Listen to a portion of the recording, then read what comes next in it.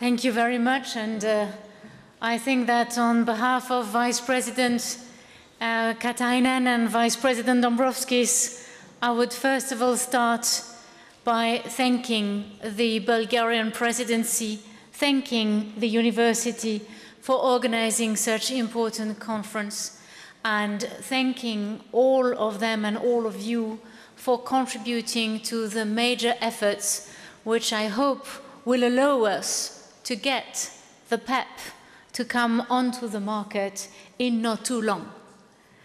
And if I think back in time, 1 year ago, there was no formal Commission proposal yet on the table.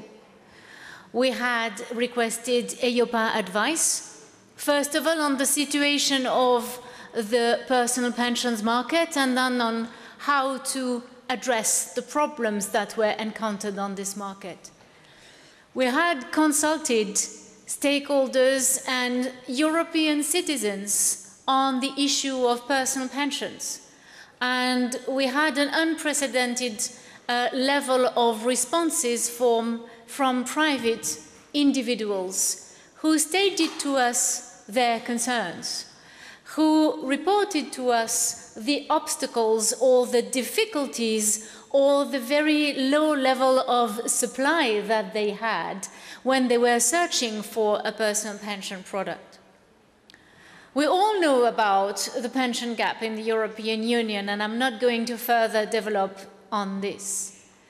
But what might be less known about is that the personal pension market is very unevenly developed in the European Union, and that it is only in 5 member states that more than 15% of households' assets are actually invested in personal pension products.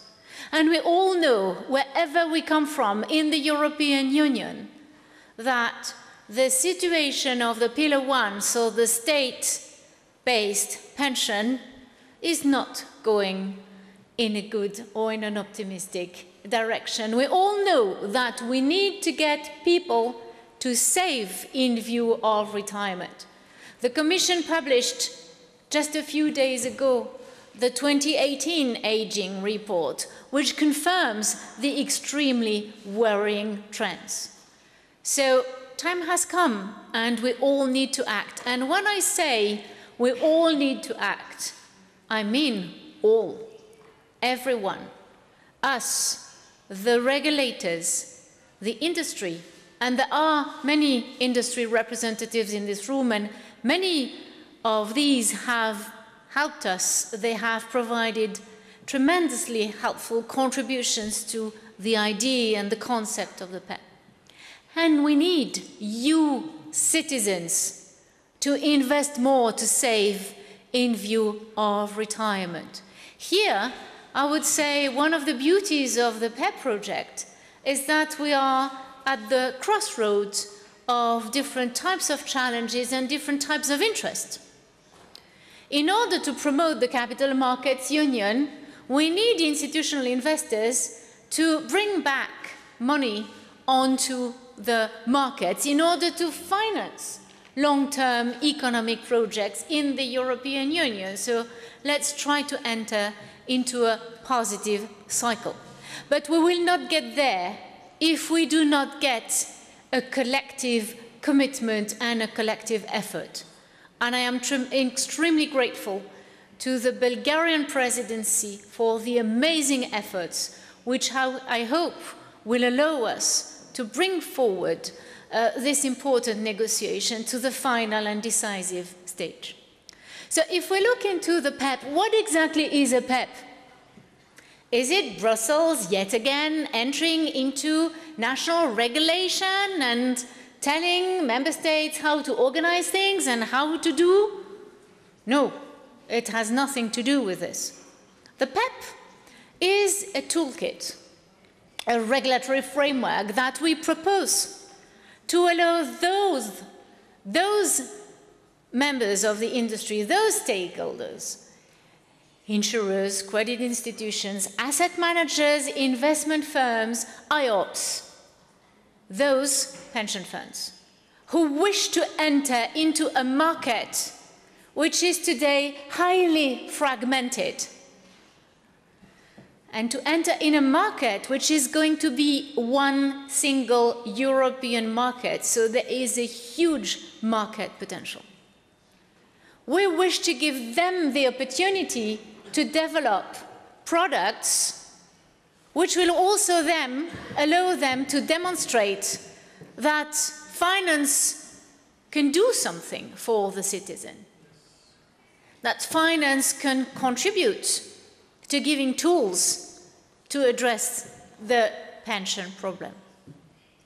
So we have this on one side of the crossroad, give them the possibility to develop and sell their product everywhere in the European Union. And I'm here thinking of those markets in the European Union where there is a very low level of supply of personal pension products and where supply is badly needed. They can develop it. There is no obligation intended.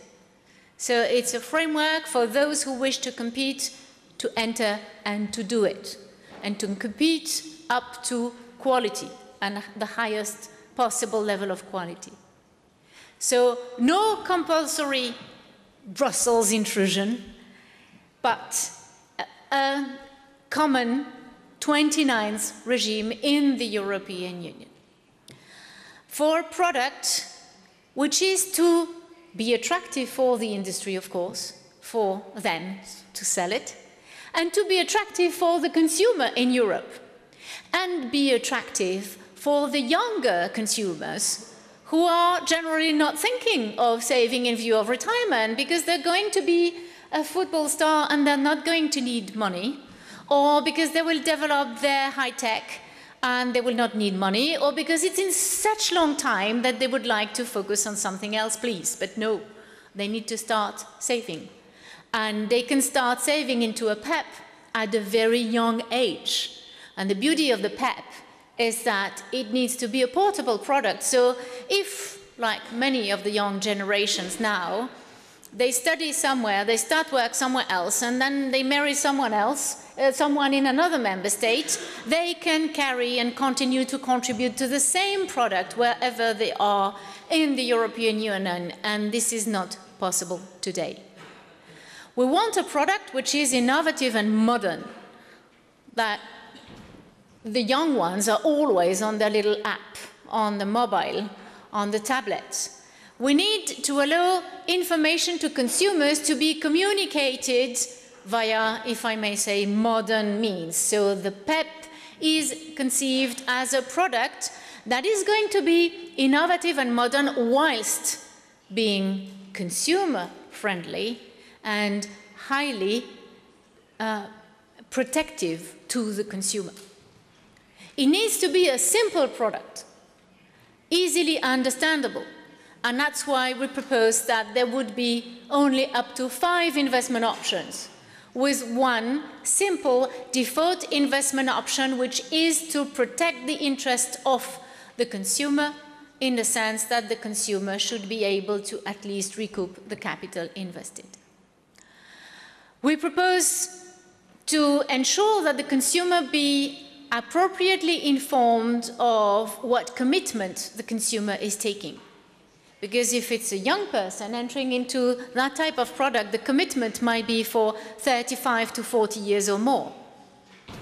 So the consumer, the prospective consumer, needs to get the right information before signing the product. And we propose to establish a PEPP-specific key information document. Then during the lifetime of the product, the accumulation, when the citizen contributes to developing the savings, this person should receive pension benefit statements, PEPP-specific pension benefit statements, on an annual basis to be able to see how the savings are progressing. A lot of citizens complain to us about the locked-in syndrome, not being able to change provider or change provider where they are not satisfied of the quality of the service offered. We want the PEPP to be a highly competitive product and a very good product. And this is the reason why we propose to give the possibility to the PEPP saver to change, to switch provider where at regular intervals. We also would like to give a high flexibility in the choice of investment and in the choice of decumulation options in order to allow the PEPP provider to adapt the offer to the tax schemes in the different member states. So it is a modern product, an innovative product, a simple product.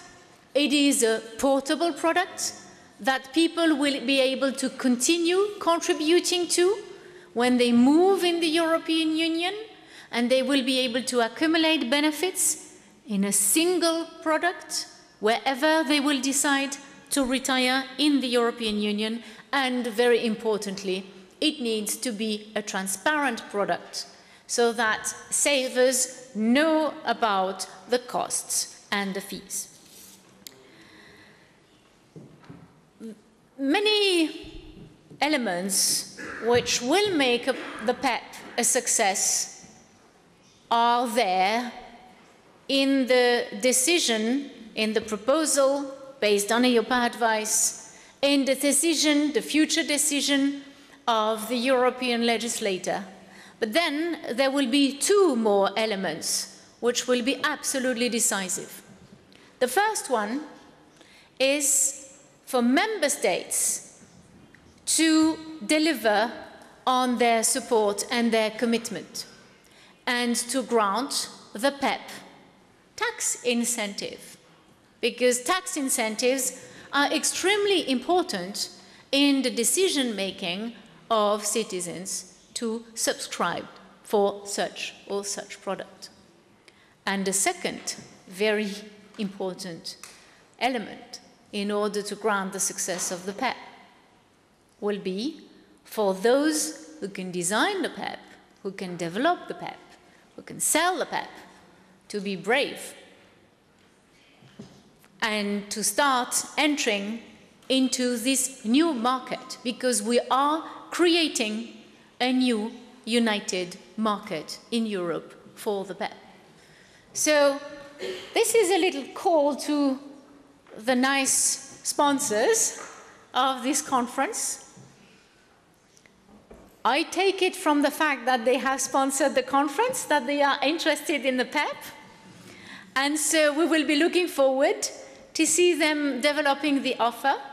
Of course, it will be extremely important that EIOPA, by authorizing the PEPP on the market and by maintaining a register of existing PEPP, acts as a kind of a seal of quality and consumer protection, so that consumers facing someone selling a PEPP can be sure that, yes, it is sold under the label PEPP, but it is actually really a PEPP. It's not a fake PEPP. It's a real PEPP.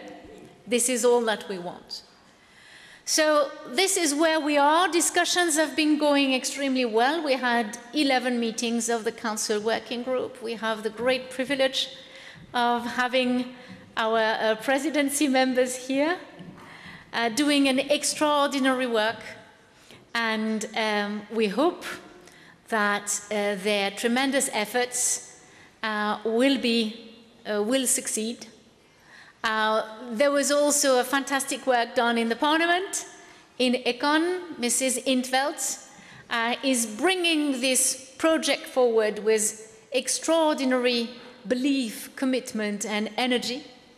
And so we hope that maybe by the end of 2018 or by 2019, there will be a political agreement on this project, and then it will be to all of us, the rest of us, the industry and the consumers, to make the PEPP a real success. Thank you very much.